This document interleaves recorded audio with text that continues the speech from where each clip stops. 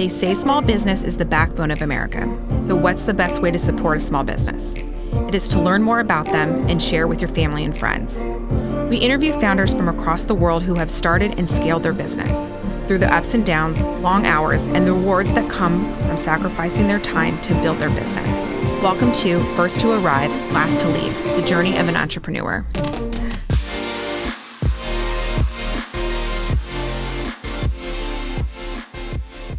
All right, welcome to another episode of First to Arrive, Last to Leave. I'm Erin Greger. I'm Courtney Radloff. And today we have another special guest straight from Iowa.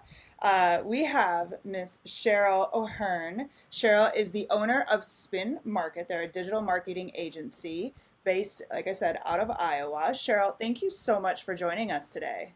This is great.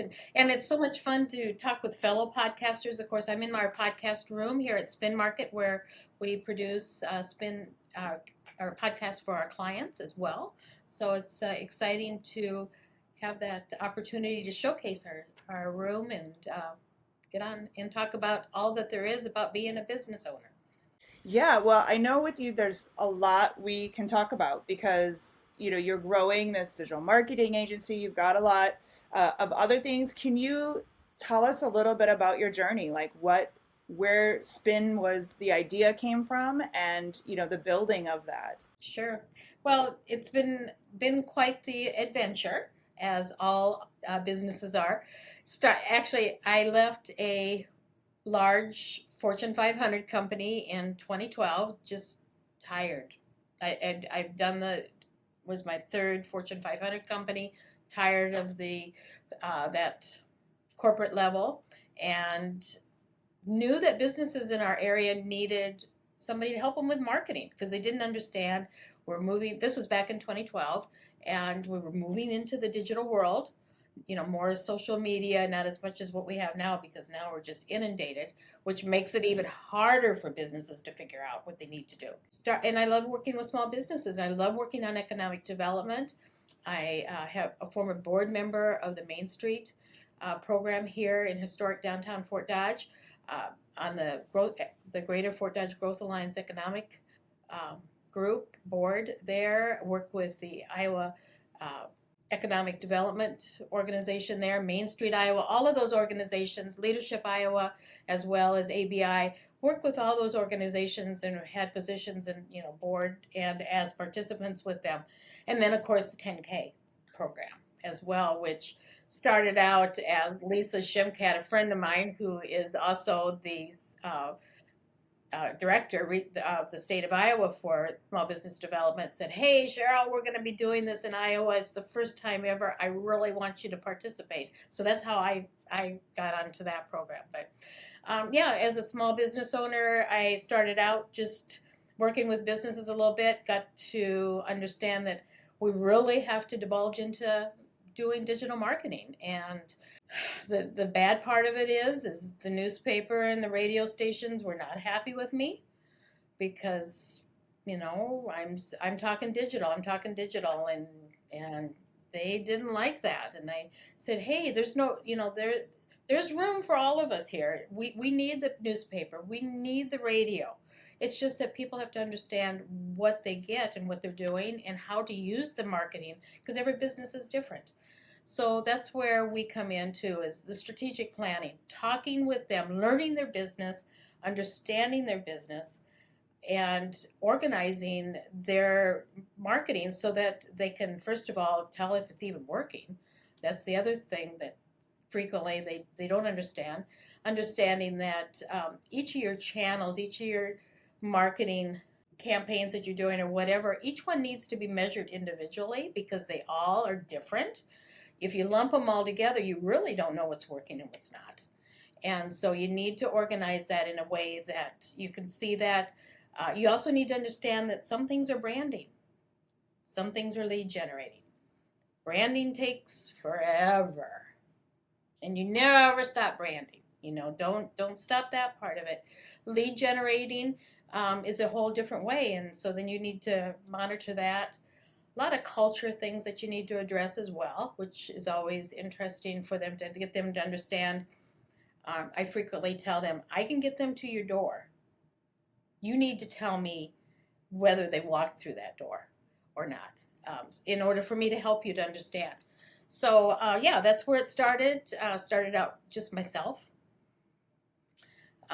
From there, I brought in a couple other employees and have grown, and now we are at 37 full-time and contracted team members. When I was at 10K in 2019, I had 2 employees. Whoa. So you saw during the pandemic, those Pandemic was years. the best thing for us. Okay, so can you describe that? Yeah, that really struck hard to the businesses, because the ones that were scared of digital marketing and doing it had to embrace it. No excuses. They can't come to your door. So if they can't come to your door, you got to go to their door. But you can't physically go to that door. So how are you going to get to them? And how are you going to get that door, that invisible door, open? So yes, that was it didn't happen overnight, but they were getting to understand it and realizing that they need to go that direction. And then, of course, I grew in how we brought in the variety of software. So right now we have about 300 products that we're able to provide. So depending on the client, we can best describe a software for whatever they need to do at a price point that they can afford. I think that's another thing that's very difficult for them to understand, because they get bombarded with all this stuff, and they don't understand and they don't know how it works, and so we work through that with them.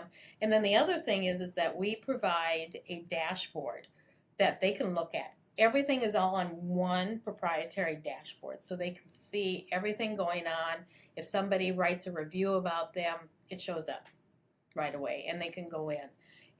It also helps them manage their business. So an example would be, let's say the corporate or the management owns all the marketing, but they have 2 or 3 people internally that they want to have access to it. So they can set that up. They don't have to send out, again, a security issues. They don't have to worry about passwords or anything like that. So we have a password vault that keeps everything locked up. So then if an employee leaves, they're not stuck with a big debacle. That's a weekly conversation in our team meetings.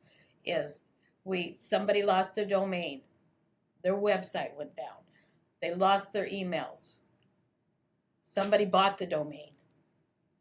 Eek, thousands of dollars to get it back if you want to get it back. An employee put everything in their name, in their personal email address, and the employee went away, and that email address went away.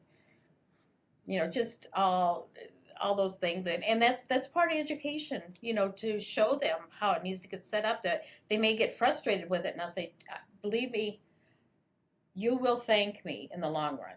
Yes, it's a little bit of work to set up, but you need to do that.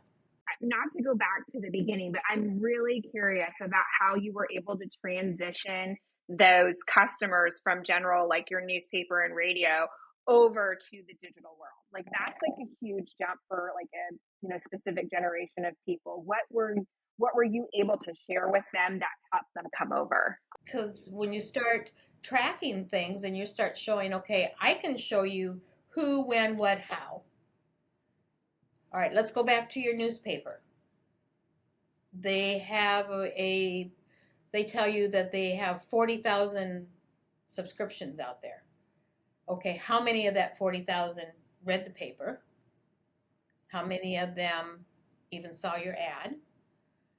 So you've got to do something with a call to action and get them so that you can track it on its. Same way with radio. How do you track that? There are ways to do it, but what I also found is the newspaper and the radio stations aren't telling them how to do that or what to do. They're not giving them, they're just interested in getting the revenue in and getting the ad in, where we sit down and say, okay, let's look at each of these things. Let's plan it. Let's organize it. Let's figure out what needs to be done and structure it so that you are in control and not the advertising agencies that you're working with. So what's the first initial thing that you try out? Is it like building them a website? Is it running an ad? What's the lowest hanging fruit just to get them to want to, so that you can track the data? How do you get them in? First thing we do is listen. Have a conversation, find out what they're doing, get some really important information on there. Listen to their pain points. What's their pain point? Is their pain point that they don't have a website, or the website was done and it's old, or whatever? That might be an issue. Or it might be that somebody did a logo and they use Canva, and every time that they try to use it, it's so pixelated and distorted that, or they designed it on, whatever. Everything, again, it all depends on where the client is, and then getting them to understand, what are their goals? What do they want to get to? How do they want to get there? If it's you're working with let's use an example, a bakery, well, that's easy to get them in the door. You just sell cookies, buy one, get 1 dozen free, and you can get them in. Well, it's not going to be the same thing for, let's say, a financial advisor that is going to have to spend months and months and months of work before, and maybe years even. Their actual sales cycle could be even years before that happens. So you need to get them to understand that as well, and then show them on your data and your dashboard, this is what's happening, this is what's going on, this is who. The other thing is helping them understand perceived customers, because everybody says, well, everybody's my customer. No, that's not true. If that was true, then we'd all be filthy rich and all be happy, and it'd be kumbaya, and because we'd have everything we wanted. But that's not how it works. So we need to determine who their customer is, what makes that customer tick. We do a lot in broadband industry out there, because that's, I actually came from the broadband world as well, so that helps me understand their lingo and what they're doing. But they need to understand what makes their people tick in different areas, because I'm sure you realize, you see it, what works in one town may not work in another town, just because of whatever reason on there. And understanding that, and understanding your marketing has to attract those people somehow, even more now than before, because they have more options, and they can click and they can find out all kinds of stuff about you. And so, and they do that. I don't have an employee or a contracted staff member that is older than 33 years of age. Wow. Because that's the ones that understand this technology, and it gives you a whole different perspective, because we're in a team meeting and I'll say, okay, here's a new client, and we pull up their website and they're all going, no, that's horrible. Yeah. And that's the market that they need to sell to. So Can I go back to the building of your business? Because like 35 employees in a few years, that's a big jump. And in 2 different ways of your business. So one, something like I know that people were more open to digital marketing, but I've got to assume something was happening in your biz dev side of things that really were able to increase. So on that side, what happened there? And then what, you said you implemented technology, which obviously helps scale, but as I'm hearing that too, like getting the knowledge and the understanding and the base to be able to offer all those technologies, that opens up a whole thing too. So I would love to know on both sides of that, one on the biz dev, one on the scaling. I mean, that is a lot of people in a little amount of time, and to be able to do that so well. What changed in your business on each of those things that really allowed you not only to grow, but to handle the growth? yeah, exactly. And really, it was reaching out to key people that I knew. So, when we did the 4 months with the 10K program, that really reinforced the fact that I need to talk to other individuals out there as well that are in this field, and get their expertise and bring that in. So working with them, understanding it, going in, and some of, bringing in contracted individuals as well, because they're in their niche. Somebody that's an SEO specialist isn't somebody that I want to design my website. But the two are together, and getting those individuals there and getting everybody vetted in a way that we knew that they were going to work in our environment and our team environment is how, and implementing new software on our side of it as well. We live in, just like any other business, everything that we do is software driven somewhere, somehow. And as being on this podcast, this is software driven on here and internet. And so that's getting that and working with it. And I really think in one other thing that we've done is I work closely with the colleges, whether it's a community college or a four-year college, and we bring in interns all the time. We constantly have at least one intern, if not more, in our office, and that helps in a variety of ways. One, their knowledge, bringing it in, but also then they're going back out to school and saying, hey, I went in there and I got to sit at this corporate meeting with everybody, or they're going in, and then we also get the opportunity to vet them. So once they get done with school, we can decide, is that a good match for us, or is that a good one for us to contract with? And they've already seen our culture and how we work, and that really helps on that, and has given us the opportunity to grow and make sure that we've kept that continuity and that customer service that we constantly are pushing out there. Everything we do is customer service, and looking at it and showing them. And I tell clients, we are so transparent. There's nothing that we do that I do not provide you something other. You're not going to get PDFs from me that are 30, 60 days old. You are going to get real-time data so you can look at it and you can say, Cheryl, what's going on? Why is that happening? And then I'll show you why it is and what we need to do to address it. That's awesome. So with all the employees, are you guys all in office, or is it virtual, or how does that setup work to keep that culture? Well, and that's really, there's a lot of them sitting home and working, or in those settings. What makes it easier is they're already used to doing that. Whether if they came from college, during COVID, they had to go to school that way. Plus, that's how they live on it. So it's a little bit different. We do have an office. We have a huge building, and with podcast, video room, everything there. And we've got 10 employees in our office area. And then the rest are contracted, mostly in Iowa. And then they work with us on projects and whatever we need to do, and come in on it. So that gives me the opportunity to bring in a lot of knowledge, and especially very niche knowledge that otherwise the cost of employing all those people would just be astronomical on there.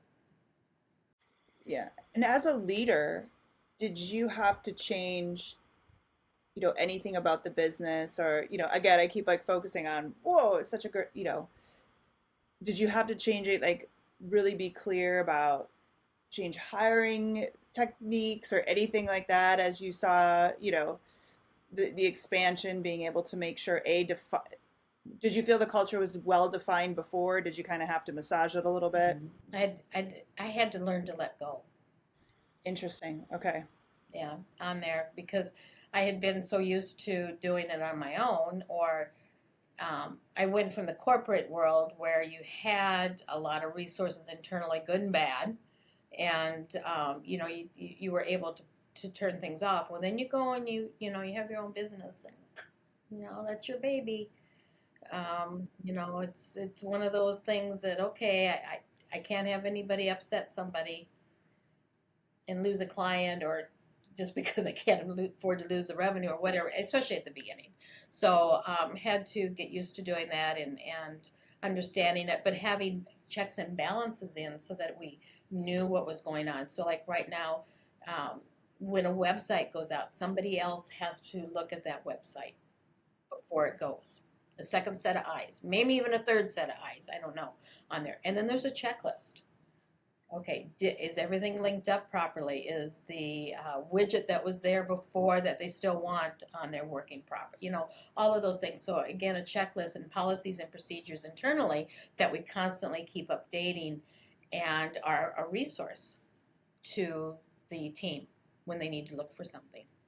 Well, and how about the point of learning to let go? Because I think that's probably one of the biggest things, and every entrepreneur you'll ever talk to deals with. If you could look back and like one or two things that I like the checks and balances, I think that's key, but anything like that helped you get to that point of being able to let go, or anything you can go back on that I was able to change this, therefore I realized how important this was. I just had to change this.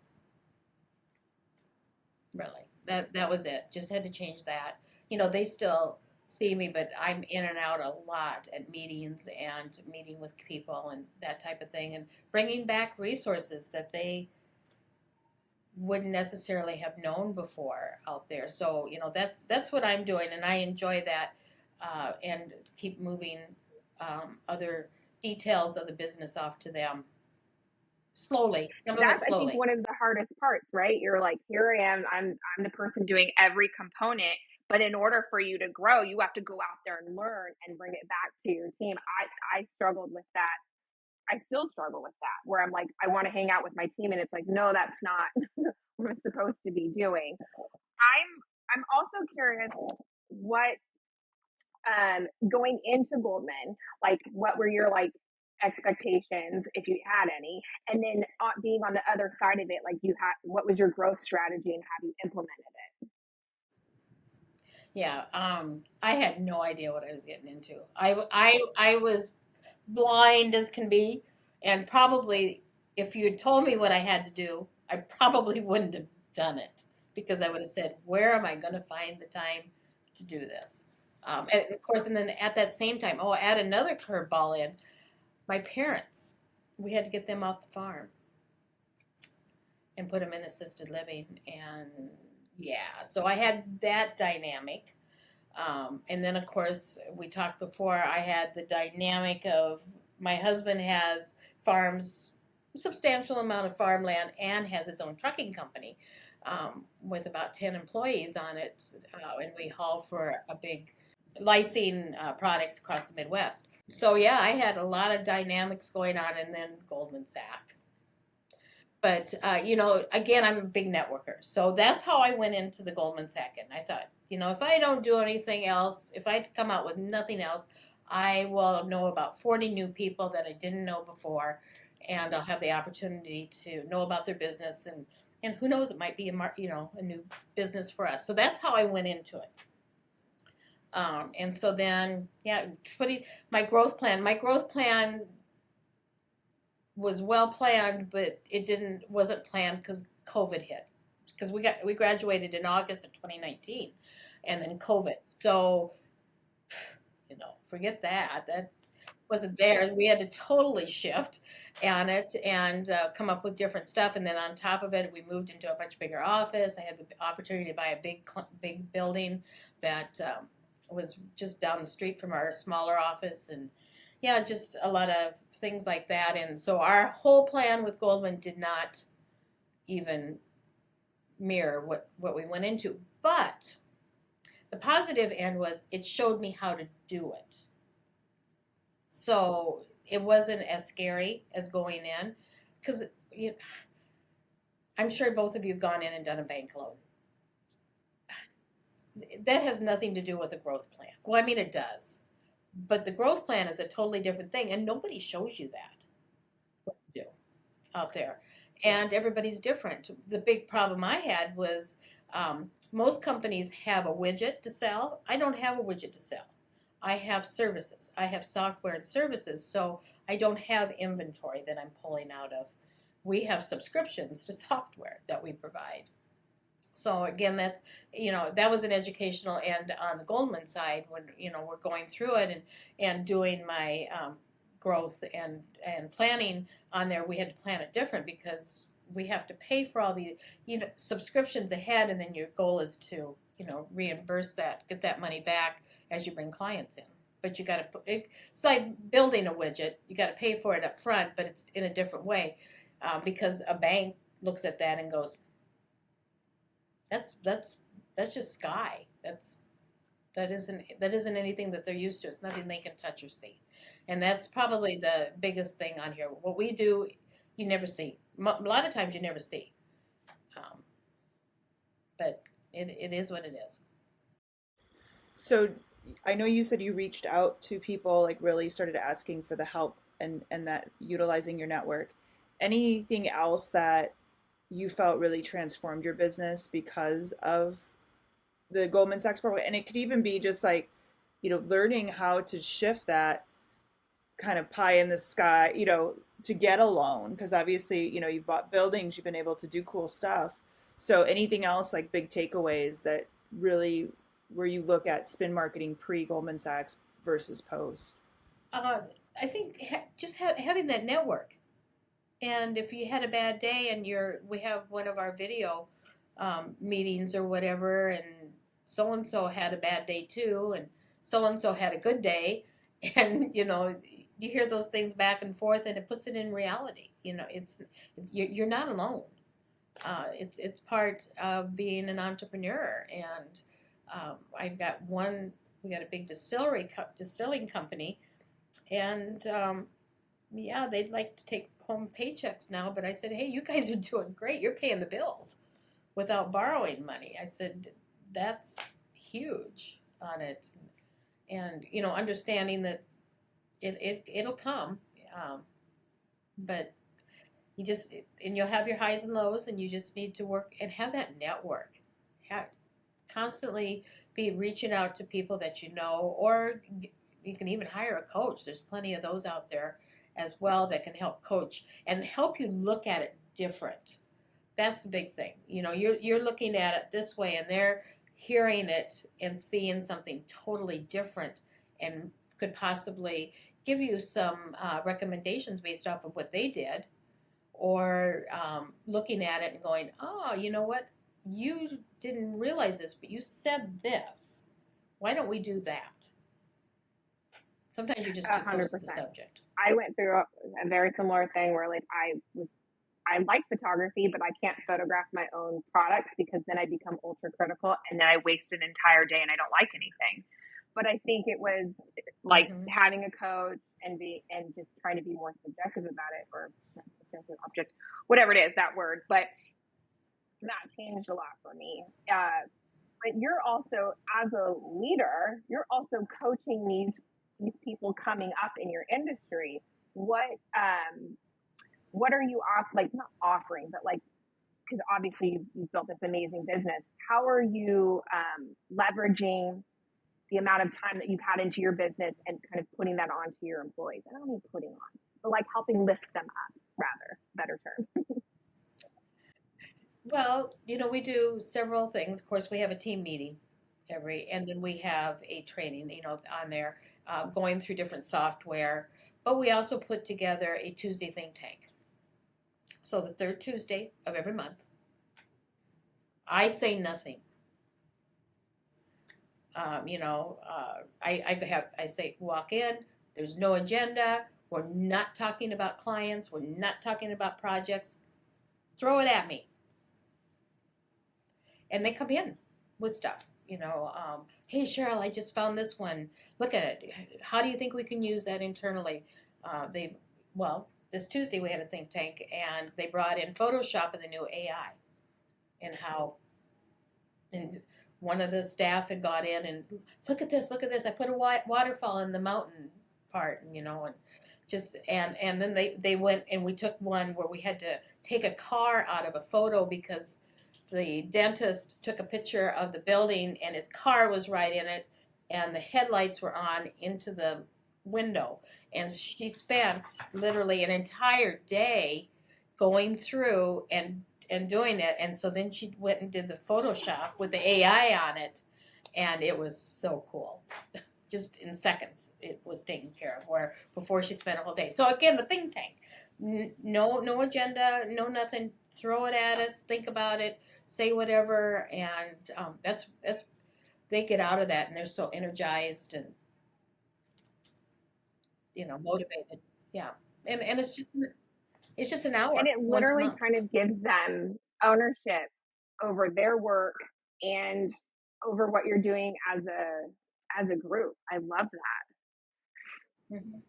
Yeah, so that's one thing that we implemented, and of course, they bring stuff to the table, and we discuss how are we going to use it, what's it going to do, and what could potentially generate revenue for us, and podcast as an example, that was not a immediate revenue generator, but we had to put all the money in and the resources because people go, oh, how would I use it? And then we start naming stuff off and bringing in sponsors and da-da-da-da. And then they're going, okay, all right. And then they start seeing clients. Well, I was telling you about the How to Money with Cole and Cole. Cole just said the other day, I think about 2 weeks ago, he was on the golf course in a town about 60 miles away, and a guy walked up to him and said, I saw you on your podcast. Had no idea who he was, never, but I saw you on your podcast. That's always awesome. Isn't that awesome? That kind of, you can't pay for that kind of marketing. You think sometimes you're talking into a black hole, and all of a sudden people are like, "Oh," you're like, "Really?" Oh my So that God, was okay, awesome. Erin, like going to Goldman we have something here called Alum Corps. They want to go national. They're amazing. Michael Paya, he started it. And when I went to this meeting we had, he literally arm in arm walked me to all these people. He's like, you need to be on the podcast. You need to be on the podcast. Courtney, you need to meet this person. And he said that he listens to us on his road trips. And that just like made my entire day. I was like, this is amazing. It does. Yeah. Tears start coming down almost, don't they? Yeah. Well, and actually, I had a situation with that with another client. We it's a oil company, and we had done this video of actually one of my employees hung out on my sunroof in my car while we were videotaping semis going down the road and put it on the website. And the CFO came into our office, and we had the website up, and he gently turned and he pointed to the big screen, and he just sat there. And I'm thinking, oh my God. He doesn't like it. He just all of a sudden goes, you knocked it out of the ballpark. I about had tears coming down on it. You're going, oh, yes. We were hoping you would love it on it. But, yeah, those are the moments that make being an entrepreneur worth it out there. The paycheck's great. The money's great. But it's moments like that to have somebody just really, you knocked it out of the ballpark. No, I was just gonna say, what's next for you guys? Like, what is on the horizon for Spin Market? We've got a couple really big projects in the works that I will be helping get them set up out there, and so I'll be out of the office a lot. So we've been spending a lot of time again making sure everybody's organized there, but just working really with some big projects and getting companies, a lot of broadband out there. That's because that's a big push with the federal government and the states putting in fiber. Now they have to sell it, and that's interesting because they think everybody is just going to buy it, and I'm going, nope. First of all, you got to quit saying fiber because they don't know what you're talking about. They think you're talking about fiber cereal or something. It's fair. It's so fair. You go Google it, and the whole page is nothing but fruits and vegetables. And we got these broadband companies telling everybody, you got to buy our fiber. And I'm going, they don't know what you're talking about, people. You got to talk their lingo. You can't talk your own lingo on it. So anyway, yeah, a lot of fun stuff, a lot of big projects, a lot of cool things that we've got planned internally here because of think tanks and employees being, letting them be free. They all have offices, but you should see them. They'll congregate in the hallway, on the couch, on the floor with the dogs, and work on things together, and they get it accomplished. But it's a whole different world. I love it. So Cheryl, if somebody wanted to get a hold of you, where would be the best place for them to go? It's Cheryl.O'Hearn at spinmarket.com is my email. Of course, you can go to our website. It's Spin Market, and Market has 2 Ks, so it's SPINMARKKET.com. And I'd like to tell you that that's brilliant marketing there so that you'll never forget it, but it's not. The actual Spin Market with 1 K was gone in the domain, so I had to put another K in. All right, awesome. Well, we'll have all of that on our notes page over at First to Arrive, Last to Leave. Thank you so much for joining us today. That's We really great. do appreciate it. I'm thrilled to meet other 10Ks individuals again, not necessarily from Iowa, but outside. And I hope that our paths are again on the same path, and maybe we can do some things together. I love it. Thank Okay, you cool. so much, Cheryl. Great. Talk to you later. Take care.